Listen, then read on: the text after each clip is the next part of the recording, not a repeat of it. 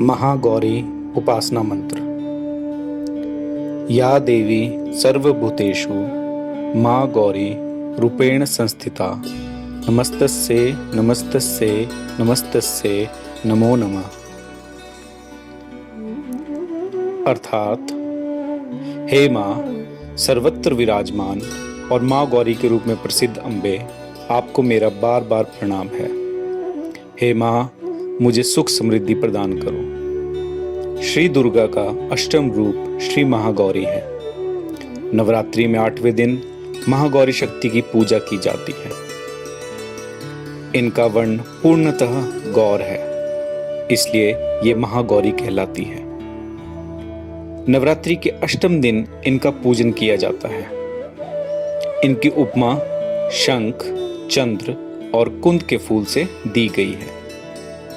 इनके सभी आभूषण और वस्त्र सफेद है, इसलिए इन्हें श्वेतांबरधरा कहा गया है। इनकी उपासना से असंभव कार्य भी संभव हो जाते हैं। मां महागौरी की आराधना से किसी प्रकार के रूप और मनोवांछित फल प्राप्त किया जा सकता है। ये अमोघ फलदायिनी है और इनकी पूजा से भक्तों के तमाम कल्मश धुल जाते हैं। पूर्व संचित पाप भी नष्ट हो जाते हैं। महागौरी का पूजन अर्चन, उपासना, आराधना कल्याणकारी है। इनकी कृपा से अलौकिक सिद्धियां भी प्राप्त होती हैं। भगवती महागौरी वृषभ के पीठ पर विराजमान है, जिनके मस्तक पर चंद्र का मुकुट है।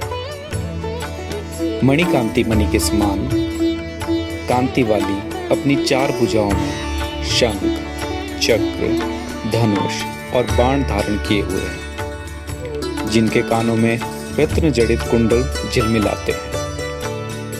ऐसी भगवती महागौरी है। महागौरी की 4 भुजाएं हैं। उनकी दाएं भुजा अभय मुद्रा में है और नीचे वाली भुजा में त्रिशूल शोभित है। बाईं भुजा में डमरू डम डम बज रही है और नीचे वाली भुजा से देवी गौरी भक्तों की प्रार्थना सुनकर वरदान देती है। देवी के इस रूप की प्रार्थना करते हुए देव और ऋषिगण कहते हैं, सर्व मंगल मांगल्ये शिवे सर्वार्थ साधिके शरण्ये त्र्यंबके गौरी नारायणी नमोस्तुते। अब सुनते हैं महागौरी की पहली कथा। देवी पार्वती रूप में इन्होंने भगवान शिव को पति रूप में प्राप्त करने के लिए कठोर तपस्या की थी। एक बार भगवान भोलेनाथ जी पार्वती जी को देखकर कुछ कह देते हैं, जिससे देवी का मन आहत होता है और पार्वती जी तपस्या में लीन हो जाती है। कठोर तपस्या करने पर जब पार्वती नहीं आती, तो पार्वती को खोजते हुए भगवान शिव उनके पास पहुंचते हैं। वहां पहुंचे तो वहां पार्वती को देखकर आश्चर्यचकित रह जाते हैं।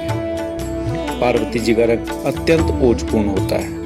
उनकी छटा चांदनी के समान श्वेत और कुंद के फूल के समान धवल दिखाई पड़ती है। उनके वस्त्र और आभूषण से प्रसन्न होकर देवी उमा को गौरव वर्ण का वरदान देते हैं। एक कथा अनुसार भगवान शिव को पति रूप में पाने के लिए देवी ने कठोर तपस्या की थी, जिससे इनका शरीर काला पड़ जाता है।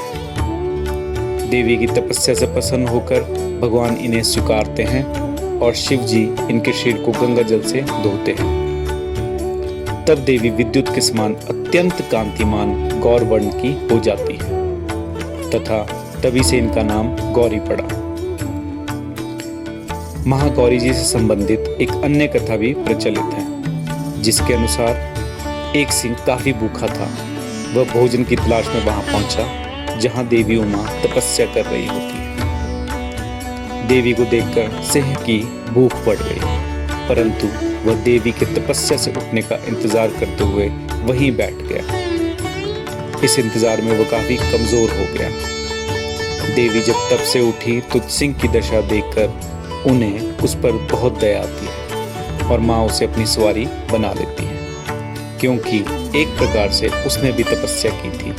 इसलिए देवी गौरी का वाहन बैल और सिंह दोनों ही है। आज के दिन ही अन्नकूट पूजा यानी कन्या पूजा का भी विधान है।